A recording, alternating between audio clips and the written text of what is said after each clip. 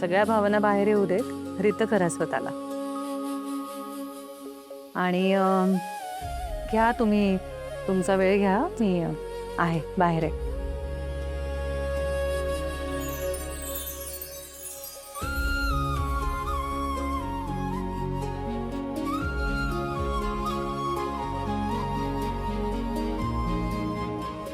कोणत्या शब्दात तुमचे आभार म्हणून मला खरंच कळत नाहीये.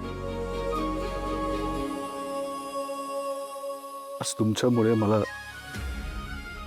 माझी चूक लक्षात आली. स्वरांदी मॅडम, माझ्या आयुष्यातलं खूप कमी माणसं आहेत आणि माझ्या जवळची तर खूपच कमी माणसं आहेत.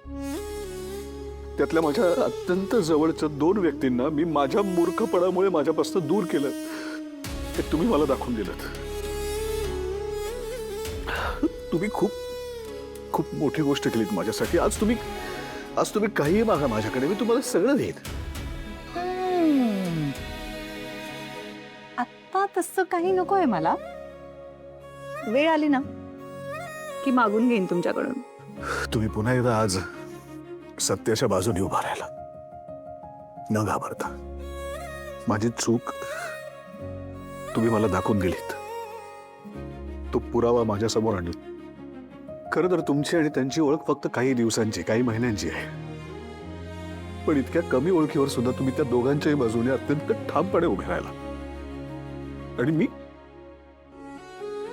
इतक्या वर्षांची आमची मैत्री आहे, पण मी मात्र माझ्या मित्रावरती अविश्वास दाखवला. कुठे माझी अक्कल गहाण टाकली ती मलाच कळत नाहीये. एकदाही मला असं वाटलं नाही की आनंद असं काही करूच शकत नाही, निकिता असं काही करू शकत नाही. उलट मी त्यांच्यावरती चुकीचे आरोप केले, अविश्वास दाखवला, त्यांना माझ्यापासून दूर केलं.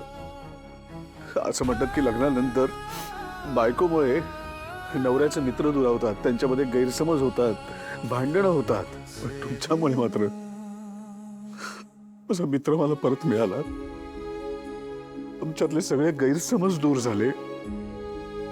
स्वरांदी मॅडम, मी काहीही केलं तरी सुद्धा तुमचे उपकार कधीच विसरणार नाही. तुम्ही जे केलेत ना त्याची. झालं? कुठून येते हो ही उपकारांची भाषा? आणि हे काय आहे, काही झालं की स्वतःला दोष देत बसायचं. हे सगळं ओझं उतरवून टाका बरं डोक्यावरचं. आणि ना थोडं हे स्वीकारायला शिका की माणूस म्हटल्यावर चुका होऊ शकतात. प्रत्येक वेळी आपण बिनचूकच वागलं पाहिजे, आपल्याला चुकायची मुभाच नाही, ही अशी सक्ती कशाला करायची स्वतःवर? माणसाने माणसासारखं वागावं आणि चूक झालीच तर स्वतःला माफही करून टाकावं. आणि मैत्री तर अशीच असते ना. ते इतके छान मित्र आहेत ना तुमचे, मग घेतील तुमच्या चुका त्यांच्या पोटात. एकमेकांना माफ करणं हीच तर खरी मैत्री असते.